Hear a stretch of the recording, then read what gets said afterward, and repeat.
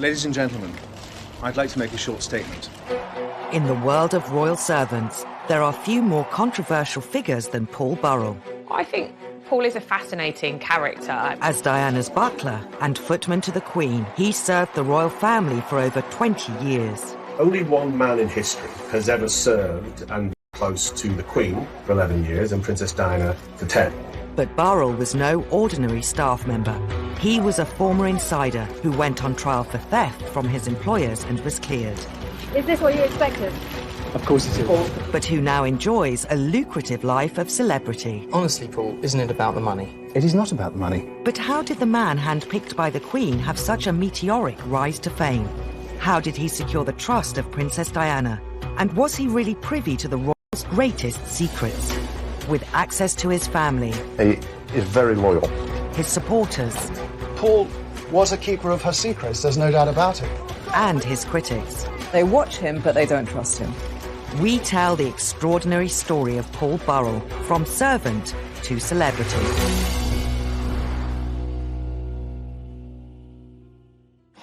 Today, Paul Burrell is one of the most visible figures in royal commentary. His 10 years as butler to Princess Diana still generate endless fascination and secure numerous TV bookings, including popular daytime TV shows.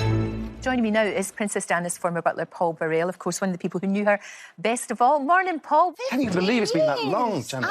I can't believe it's that long. I think in Britain, we love a character. He's incredibly colourful. He's very emotive. And, of course, he offers insight that a lot of people can't necessarily give. Having served as butler to Princess Diana, Paul became a household name, with the public eager to hear every detail of his life as a royal servant. Princess Diana made Paul Burrell famous, but Paul Burrell kept himself in the public eye for many decades and years thereafter. Paul's celebrity status grew through several high-profile TV appearances. Today, he shares aspects of his domestic world with his Instagram followers. He lives in a mock-Tudor mansion in Cheshire, from where he also sometimes films video messages revealing more details of his life with the royals. I've been thinking about all those parties which I attended with the royal family through the years. Parties with the Queen, fancy dress balls at Balmoral, family parties with Princess Diana, and parties celebrating the life of the princess. But his 21st century life is in stark contrast to younger brothers. The younger of them, Graham, has agreed to share details of their childhood. Well, we were 3 boys in a terraced house, 2 up, 2 down. Dad worked 7 days a week, 12 hours a day. Mum was always there. We shared a bedroom together. We had bath time together on a Sunday night in Tim Bath. The young Paul found a form of escape from his surroundings in the glamorous world of Hollywood. I remember as a child, there were always a poster up on wall from his film magazine. He'd have a picture of Bette Davis or a picture of Elizabeth Taylor pinned to his bedroom wall as we were children. There was something about Paul that was always being led to a different life. Aged 12, Paul Burrell came face to face with a world entirely unlike his own on a family trip to London. We always went to Palace, and we always went to see Busby's. And on this particular time, we were all loading railings, 3 little boys from Derbyshire. And Paul said to Mum and Dad, one day I'm going to work there. Dad ruffled his hair and said, yeah, of course you are, son. After leaving school at 16, Paul studied for a diploma at Catering College. Upon graduating, he worked briefly in hotels on the south coast until a previous application to the royal household yielded a job offer. In 1976, at just 18, Paul Burrell began work as 14th footman to the Queen. This photo from his Instagram page shows him in Windsor Castle, but much of his time was spent at Buckingham Palace. When Paul did actually get the job at Buckingham Palace, it was unreal. We were stood looking at the most famous house in the land. It gave us a doorway into a world that was so far from where we lived. It was a world of fantasy. It was like living a fairy tale in many ways for him. I think he had to pinch himself from time to time. We used to drive down, go into Buckingham Palace, sit in his bedroom window looking down the Mall, and that was so exciting. Within 16 months of starting at the palace, he was promoted to personal footman to the Queen. And she'd apparently said, who is that young man?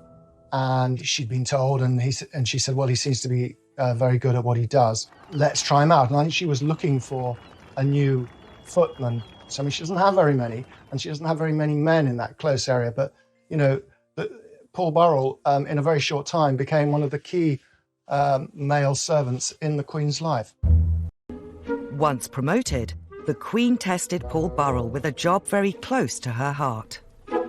Burrell was thrown in at the deep end. The first thing she said to him was, oh, do you like dogs? And he said, I love dogs, Your Majesty. Well, let's see if they like you. But Paul was quite practical. At breakfast that morning, he'd wrapped up because he thought they might come in useful if he had to sort of placate the corgis. His secret weapon came in very handy because he managed to sort of rush off after the dogs behind some trees and dish out their treats to them. And after that, of course, they wouldn't leave him alone. It went until I actually stood in Royal Enclosure at Royal Ascot and seen the carriage drive swoop into Royal Enclosure and saw Paul sat up back at carriage directly behind Queen, that it hit me like a ton of bricks that my brother was so close to Her Majesty. As her personal footman and chief corgi walker, Paul Burrell was one of the Queen's top servants. The images he posts online illustrate the pride he took in his job. But like all staff members, Paul would have been made very aware of his standing. Di Davis, who served the Royals from 1994 to 98 as head of Scotland Yard Royalty Protection Force, remembers well the boundary between the Royals and their staff. I think Her Majesty, she has seen so many servants, police officers, private secretaries come and go. All of us who work with and for the royal family have to remember our place. We're there to support them. We're not there to be their best friends. Whilst Paul may have been kept busy with his duties for the Queen, he still found time to help out the newest addition to the royal family. In 1981, Diana Spencer was living at Buckingham Palace in the months leading up to her wedding to Prince Charles. This other member of staff called Mark Simpson had got close to the princess, and he was taking her Big Macs, and so he pulled Paul Burrell in to be part of this mission. And so they went to a local McDonald's and they brought back Big Macs and fries. And they apparently sat and had it together. And that's Diana. I think she could mix with everybody. But whilst Paul was becoming popular upstairs, it would be downstairs that romance blossomed. Paul met his wife Maria, who was a maid to Prince Philip, while they were making the Queen's bed. He and Maria did break new ground, because normally what happens when below-stairs staff marry was that one of them, at least, has to stop working. Paul happened to mention this to the Queen one day, and the Queen said, well, that can't be right. You and Maria deserve to stay on. Although today Paul is strongly associated with Lady Diana, it was originally his wife Maria who bonded with the princess and secured Paul's future with the newest royal. Sometimes she would pop down to a little tiny mews flat, which is at the back of Buckingham Palace, where all the servants lived, and she would, drop in to see Maria as well. So slowly, this sort of relationship was building. So Princess Diana and Maria, so sharing their experiences and bonding over that new life. By the mid-80s, when Diana and Charles needed more staff at Highgrove, their Gloucestershire residence, Diana made an offer to Maria, not Paul. Diana in sort of appealing to Maria to think about the future, and you can't carry on living in this poky little flat. Why don't you come and work for us? And with pressure from Diana and a lot more pressure from Maria about a new life in the countryside, they managed to persuade Paul about the benefits of family life at Highgrove. Although initially reluctant to leave the Queen's service, in 1987 Paul relented to pressure from Diana, his wife, by moving to Highgrove to become butler to the Prince and Princess of Wales.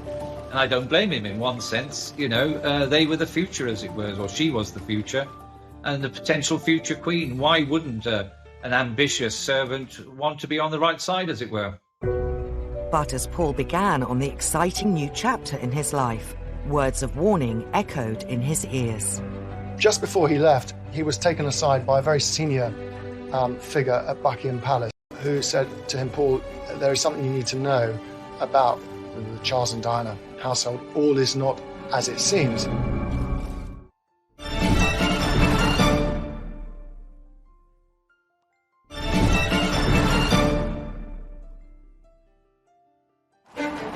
In 1987, Paul Burrell found himself working for possibly the most high-profile royal couple in living memory, the Prince and Princess of Wales. Based at Highgrove, he was a highly valued butler, but relations between Charles and Diana were strained. All the staff in the royal household knew that Prince Charles was carrying on a years-long affair with Camilla Parker Bowles. Princess Diana is first absolutely suffering and devastated, and then very slowly begins to try to find love and friendship in other places. With a growing divide between Charles and Diana, the princess drew on close friends for comfort. The photos Paul shares on social media from this time reflect the increasingly personal relationship he was developing with her. Many times when we visited, there'd be a knock at the door. You'd open the door and Princess would be stood there. I watched the friendship grow. She was calm around Paul. They were good together. Paul knew what she wanted before she wanted it. Paul soon found himself in a more trusted relationship with his employer than he had ever had working for the Queen at Buckingham Palace. She didn't have a husband who could talk to her. So she would talk to Paul. When she started to call him her emotional washing machine, she would dump all her innermost thoughts and emotions on him. Before long, Diana was asking Paul to enable her own extramarital relationships, in particular with former Army Captain James Hewitt, who had been Diana's horse riding instructor. There was one time when Diana asked him to go and pick up James Hewitt, to take him to Highgrove even, which is quite astonishing. So Burrell put him in the back of a car underneath a blanket, and I mean, whether it really worked, it's highly unlikely because there are police all over the estate at Highgrove. The marriage problems of Charles and Diana soon became public when the Prime Minister made an unprecedented announcement. It is announced from Buckingham Palace that, with regret, the Prince and Princess of Wales have decided to separate. As Diana and Charles discussed separation practicalities, the Princess made an astonishing demand. Charles said, well, you know, whatever you want, just take it and go. And she said, well, what I want is, I want Paul. From 1992, Paul Burrell became butler solely to Diana, based out of Kensington Palace. It's interesting to speculate on how that felt for Paul Burrell. Did he feel that he was stepping away from the real heart of the royal family, so away from the Queen, away from Prince Charles, away from the blood heirs of the English monarchy? Or did he feel the opposite, that actually Princess Diana was clearly the superstar, obviously far and away much more charismatic and interesting than any of the other royals? Diana ran her household much more informally than any other royal. The normal hierarchy of servants was ignored, and whoever was closest to Diana personally would rise to the top. She was falling out with people, staff were coming and going. The only sort of constant in it all, at least to me on the outside looking in, seemed to be Paul Burrell.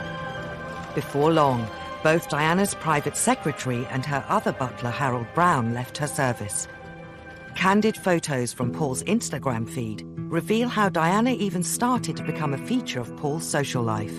In 1994, she attended his wife Maria's 40th fancy dress birthday party.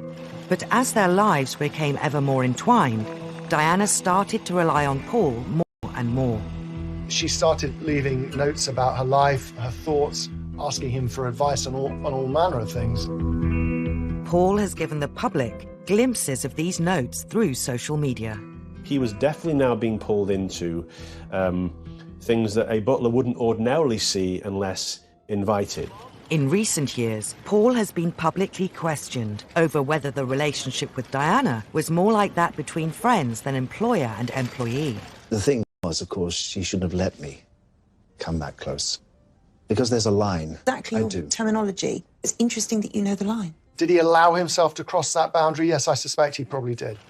I understand that if he had turned down the sort of extracurricular stuff that he was now doing for her, well, where would that leave him? He worked in Kensington Palace. He saw the revolving door of staff being turfed out who sort of fell out of favour. She needed someone else by her side. She needed someone to look after her and to give her attention, and she approached the world through her feelings. So if she didn't feel loved or cared for in the moment, she would possibly feel very, very insecure and sad. But I just have a little sense that what bonded them was Diana's need to be loved and Paul's need to be loved. In 1996, the Prince and Princess of Wales divorced, meaning Diana was officially no longer a member of the royal family. With Diana now free to use her international profile however she chose, Paul Burrell's role once again stepped up to a new level. On now iconic tours to Angola and Bosnia in aid of landmine charities, Paul travelled with her in a role that transcended his title of butler. He was wearing many hats. He was PR, he was chauffeur, he was private secretary, he was butler, he was everything rolled into one, which I think speaks to how much she relied on him and how much she trusted him. I remember that tour to Angola in particular. You know, we were all there for the famous shot of the princess walking through the minefield, and there's Burrell in a Ralph Lauren shirt, same as the princess, and you're thinking, this guy now really is very important in her life. 1997 was not only the peak of Diana's public profile, it was also the pinnacle of Burrell's career as a servant. The press described him as the most important person in her life. Gushing newspaper profiles, I should know, I wrote some of them, about who was this remarkable man.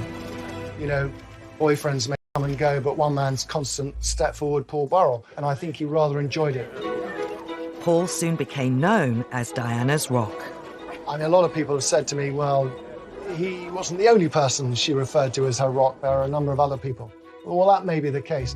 But what I can say is that it didn't come from Burrell. I didn't hear it first from Burrell. It probably came from Diana. Paul has subsequently claimed in TV appearances he was not only her rock, but also Diana's best friend.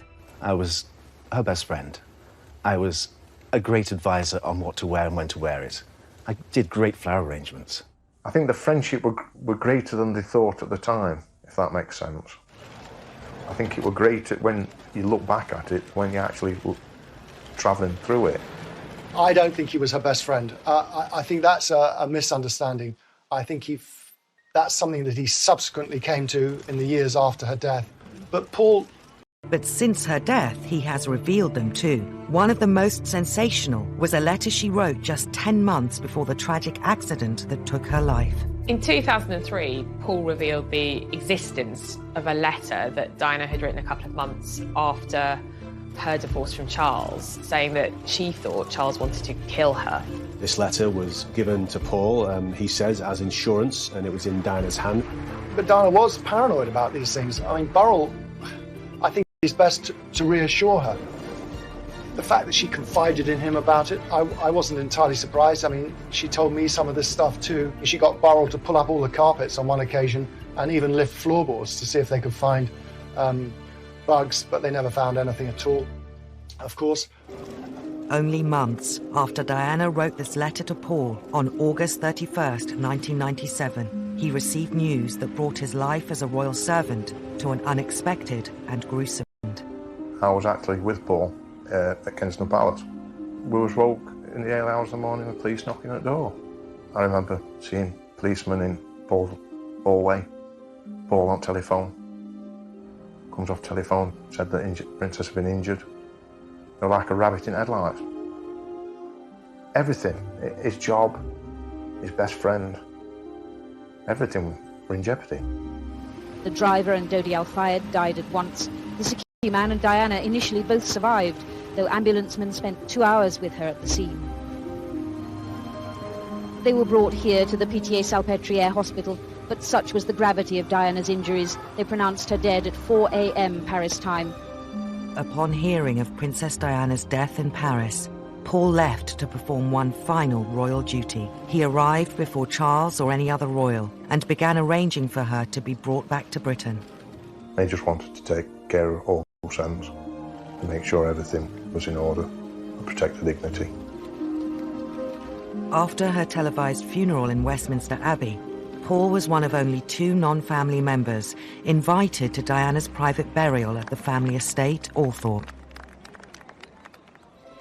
But perhaps the greatest honour for Paul in the months after Diana's death was his involvement in her memorial fund. He would explain in TV interviews how this was a way of protecting her memory. For me, it's a way of carrying forward what I began 10 years ago, looking after the princess in a private way. I can now look after the princess in a public way. While being employed by the Memorial Fund to arrange charitable work, Paul Burrell appeared at events as Diana's representative. The press got more interested in Paul after Princess's death because he was more... And instead of standing there with a tray serving champagne, someone is standing in front of you with a tray serving you champagne.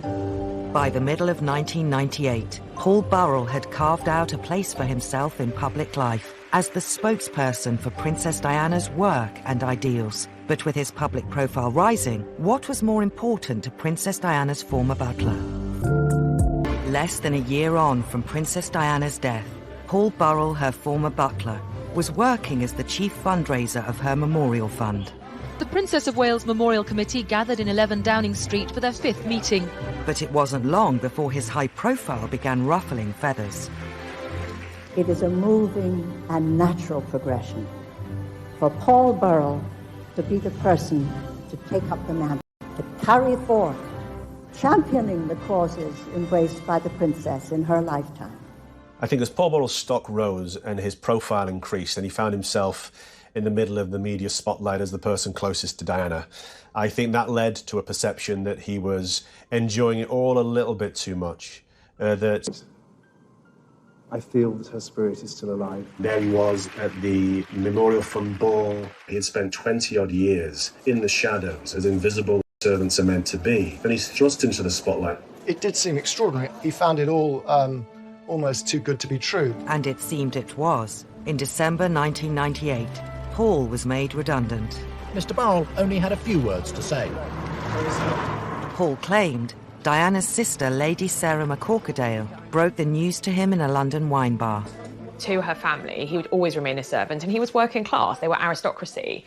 And, of course, he was increasingly speaking on her behalf. And I think there was a feeling from her family that that was a bit inappropriate. It's human nature to want to better yourself, and I don't feel that that in itself is something we can criticise him for. But the fact that other people around him were disgruntled by it suggests that there was something else going on. And the something else could have been that other people wanted Paul to maintain his position as a staff member, or that other people noticed a grandiosity in Paul and they were fearful about where it might go. I think Paul was devastated.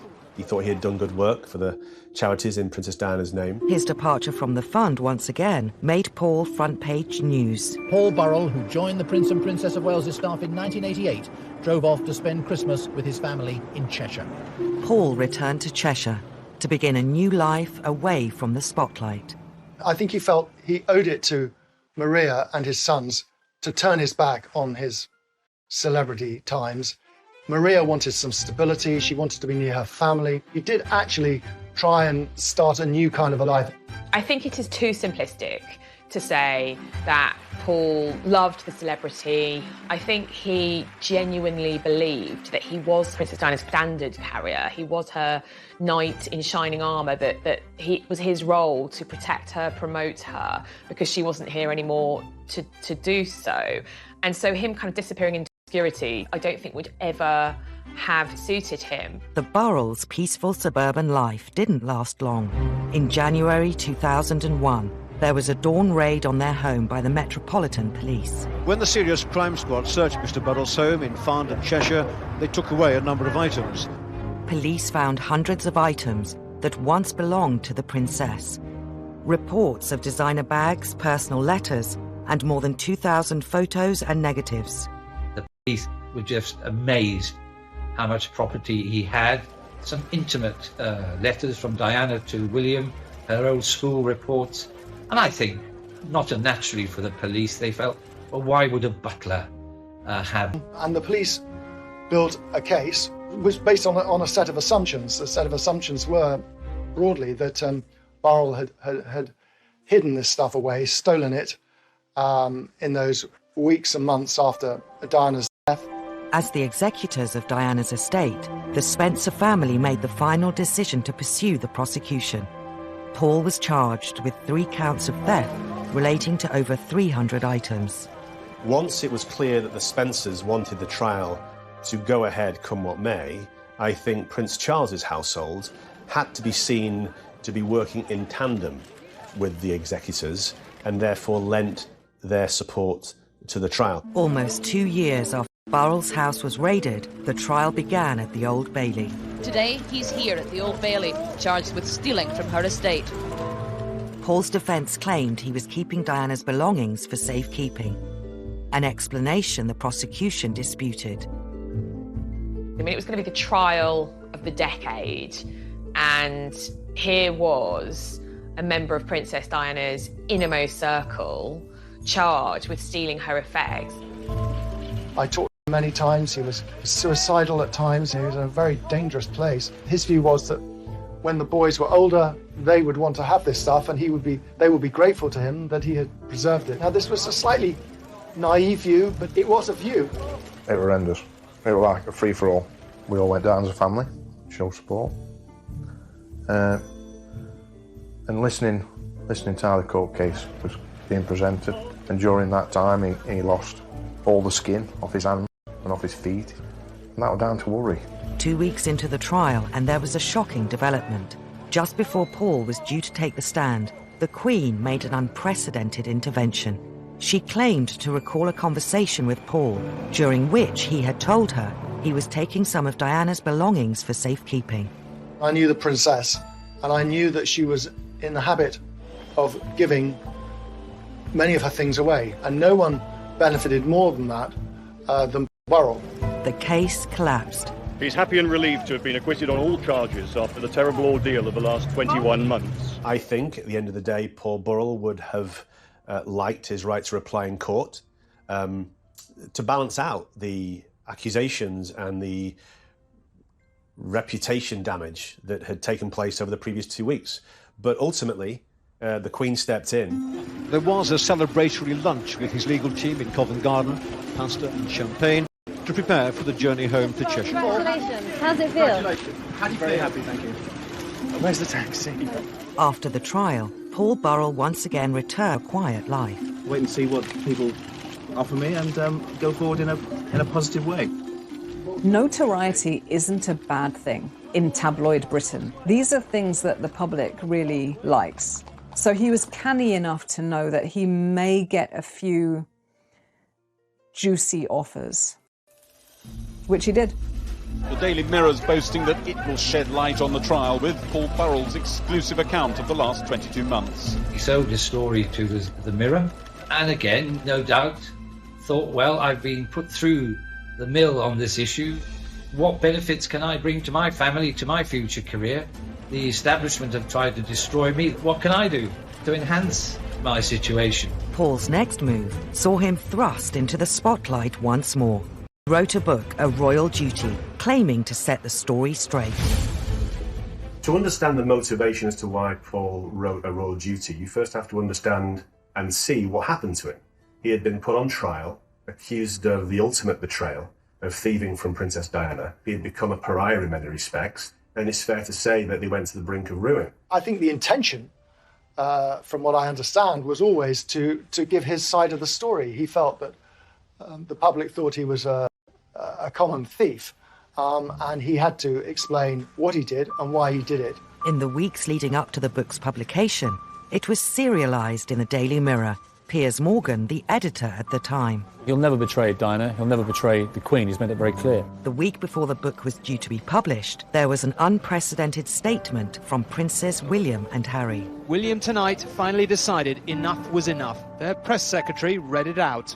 We cannot believe that Paul, who was entrusted with so much, could abuse his position in such a cold and overt betrayal. It is not only deeply painful for the two of us, but also for everyone else affected. And it would mortify our mother if she were alive today. And if we might say so, we feel we are more able to speak for our mother than Paul. We ask Paul, please, to bring these revelations to an end. William and Harry speaking out about the book added fuel to the fire and generated more interest, because of course people then thought, gosh, what's in it? What's so bad that William and Harry are so upset? Paul responded with his own statement. I am saddened at the statement issued on behalf of Prince William and Prince Harry. Saddened because I know that this book is nothing more than a tribute to their mother. I remember drafting a statement. I remember calling all the producers and news crews to get the 10 o'clock news slot, because we weren't going to allow Buckingham Palace to try and control the narrative that evening by calling the book a cold and overt betrayal. I'm convinced. So we took charge and Paul delivered a statement.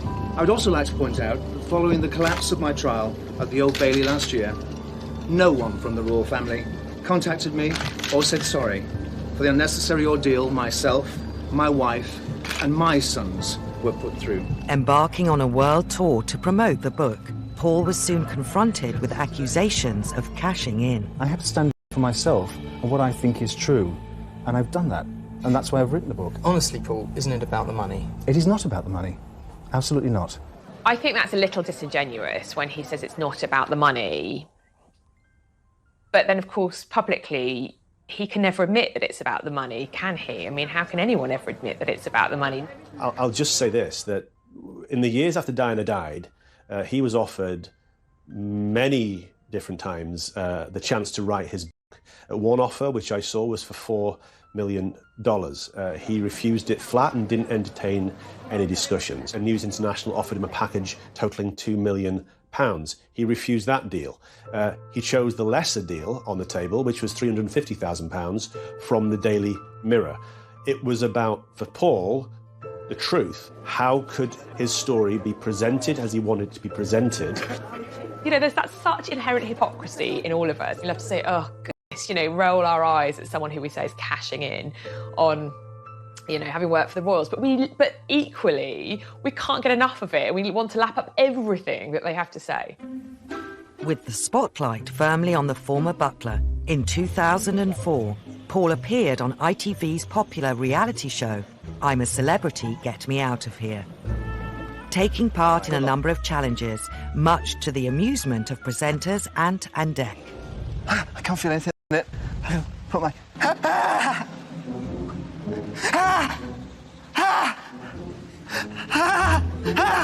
And I watched some of it, and he was very funny. You know, he was screaming and shouting, as people do. Paul finished the show in second place. And I think he was surprised at how well he did. It was a real kind of role reversal. He'd been kind of public enemy #1, and now suddenly he was the nation's sweetheart. With his popularity on the rise, Paul decided to move his family to America, where he accepted offers to endorse a range of products, from teacups to linen. I do understand why, if you've been in a trial in England and it was very exposing, you get to America where people are going to treat you much better and they're going to treat you like you're famous, without any baggage at all, with a nice little paycheck ticking over. It's seductive.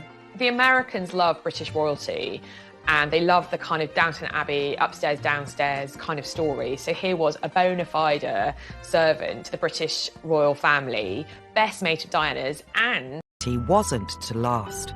After the inquest into Diana's death, he was secretly filmed, admitting he didn't tell the whole truth in court. Paul's world once again came crashing down.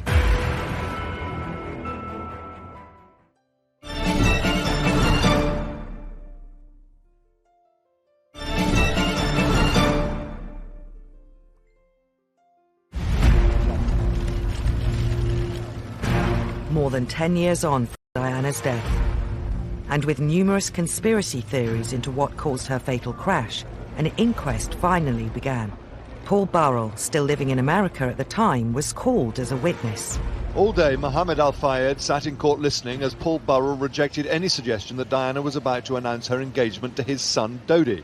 I find that difficult to believe, he said.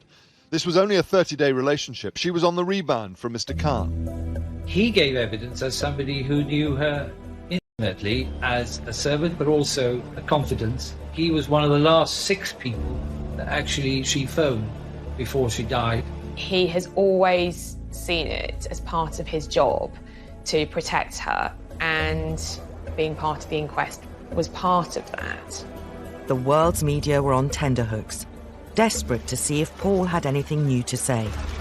But instead of new revelations, Paul Burrell quashed rumours that were circulating about Diana, including that she was pregnant with Dodi Fayad's baby. The princess, he said, was on the pill and definitely not pregnant, and he suggested she may have allowed herself to be seen so publicly with Dodi in order to make Mr. Khan jealous. The inquest took months to complete, yet appeared to confirm what many already suspected. Let's be clear about this. Princess Diana died because a drunk driver was driving her car and was going far too fast in a Paris underground tunnel. And crucially, she wasn't wearing a seatbelt, and neither was Dodi. So those are the very base facts, but I think there was such an emotional outpouring of her untimely death that the facts got lost. With the inquest finished, it wasn't long before Paul Burrell found himself having to face uncomfortable questions again. When he was secretly filmed by a Sun journalist, admitting he didn't tell the whole truth in court. He was drunk, he was jet-lagged, and he maintains he was a victim of entrapment. There might have been an element of showing off. I'm sure that's quite possible too.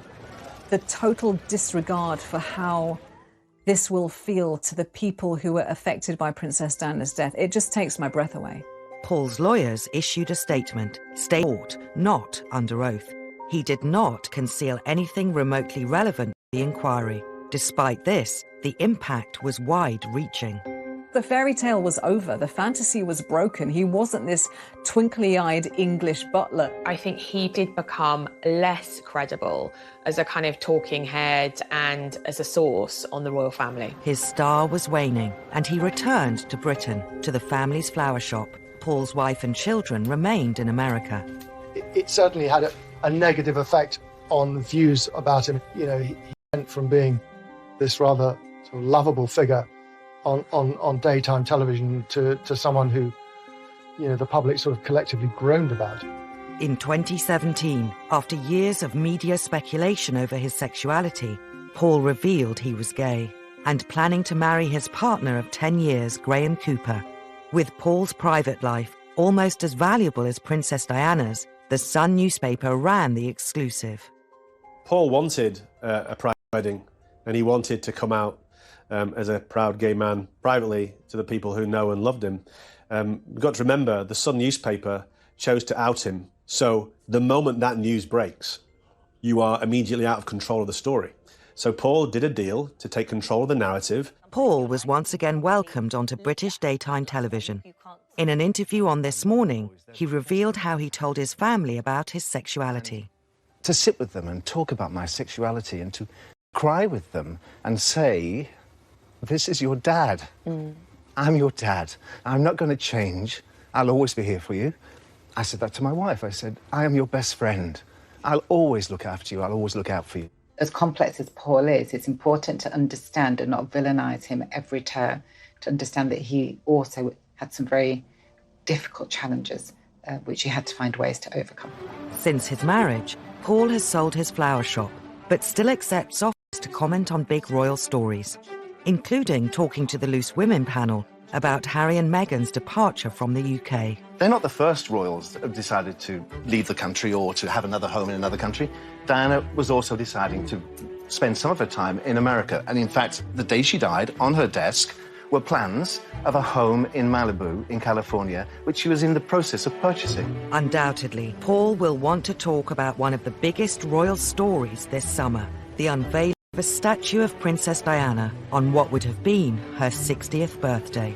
When it comes to the unveiling of the statue, I think Paul is realistic about his chances of being in attendance, but I'll say this. I do hope that Princes William and Harry recognise the place that Paul Burrell had in their mother's life. Secrets to tell about Princess Diana and indeed the royal family. This has allowed his image to carry on, if you like, and the press and the public to be intrigued by this unique man and his unique relationship with Diana and indeed the royals themselves. He isn't going to deny his background and his past, and when television companies ask him to comment, if he wants to, he'll do it, and he'll continue to do that. And he would consider that no more than a right, really, if you like. Paul Burrell holds a really unique place in public life. He's a public figure who's now a celebrity in his own right, but I think he's slightly mistrusted by the British public, and at the same time, they can't get enough of him.